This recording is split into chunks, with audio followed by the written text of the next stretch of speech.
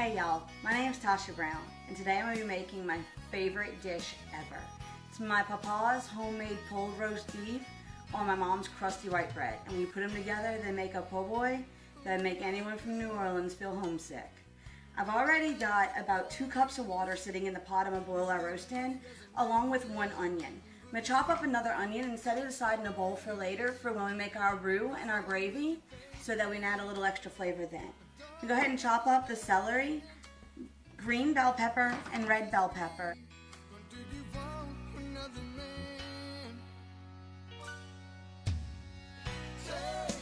Okay, now that all of that's cut up, it's time to deal with the best part, the roast. This is a top round roast.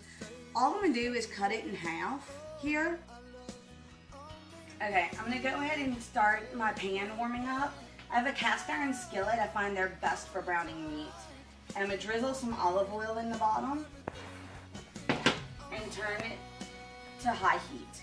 I've also got the pot back over here that we started putting all of our seasonings in. I'm going to put it up to high so they can start boiling, but I'm going to add a couple more things to it. I've got just a basic beef broth. If I'd had a chance, I usually try to make my own beef stock, but we just moved, so I'm having to wing it on a couple things. I'm also going to add my papa's secret seasoning. It's browning and seasoning sauce called Kitchen Bouquet. Put about a tablespoon in. Just helps give it a really deep, rich flavor. And now about a tablespoon of Worcestershire sauce. My papa tried to give me a recipe one time and he kept saying, "You need Liam Perrins, chef." I said, "What is Liam Perrins, Papa?" "Liam Perrins, you know Liam Perrins." And I finally got him out of him that it's Worcestershire sauce.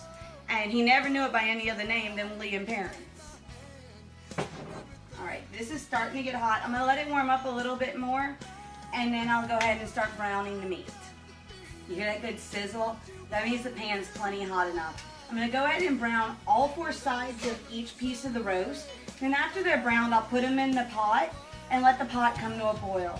I'm then going to let it boil for about 2 hours. See, we're starting to get a really good sear on this meat.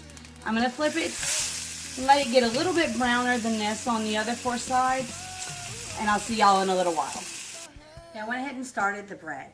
Got about 6 cups of flour that I've mixed the salt into and then spread it out into a well shape, which is pretty much make it into a volcano.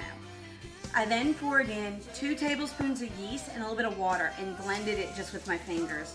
It's been sitting here about 5 minutes. And the yeast is starting to make the flour and water mixture bubble. So at this point, we can go ahead and start mixing more water in and getting it ready to knead. I'm going to alternate my water. I have about 2 cups of water here, but you may not need that much, or you may need a little more.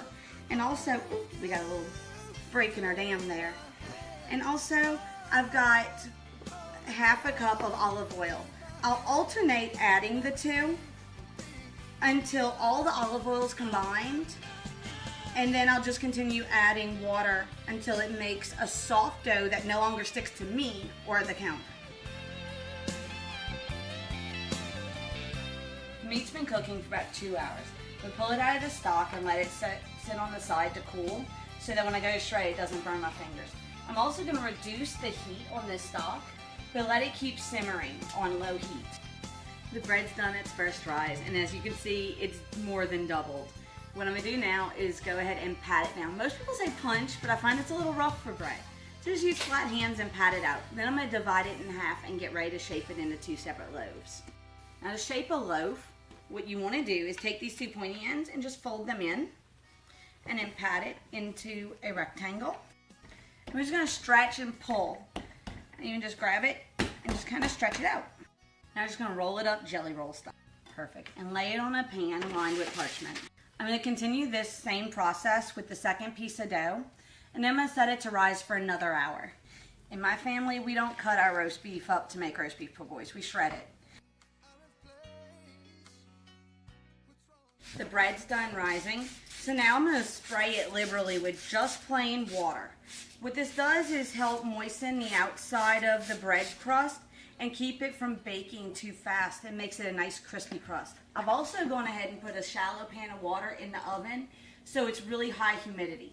Set the oven to 425. I'm gonna let it bake for 5 minutes and then reduce it to 350 for the next 10 minutes or until it's golden. I'm gonna start my roux. I've got about half a cup of vegetable oil and half a cup of regular all-purpose flour.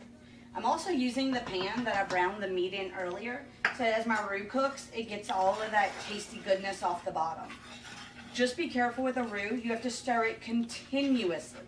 Don't walk away until it comes to the color of a brand new copper penny. All right, that's just about right. It's about the same color as a copper penny.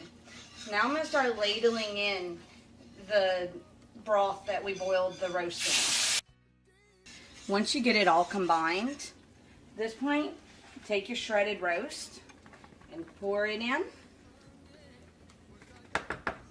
along with all the vegetables we had set aside earlier.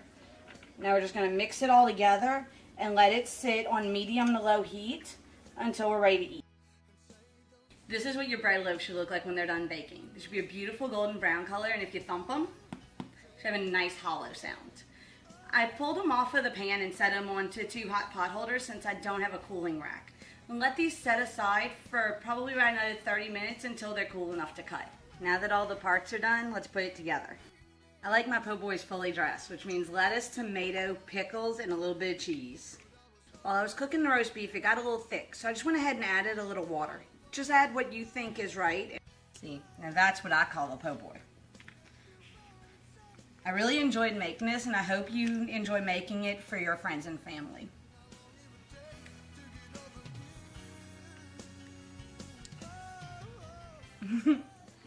Tastes just like Papa's. Y'all have a good day now. There's a la bon temps relais.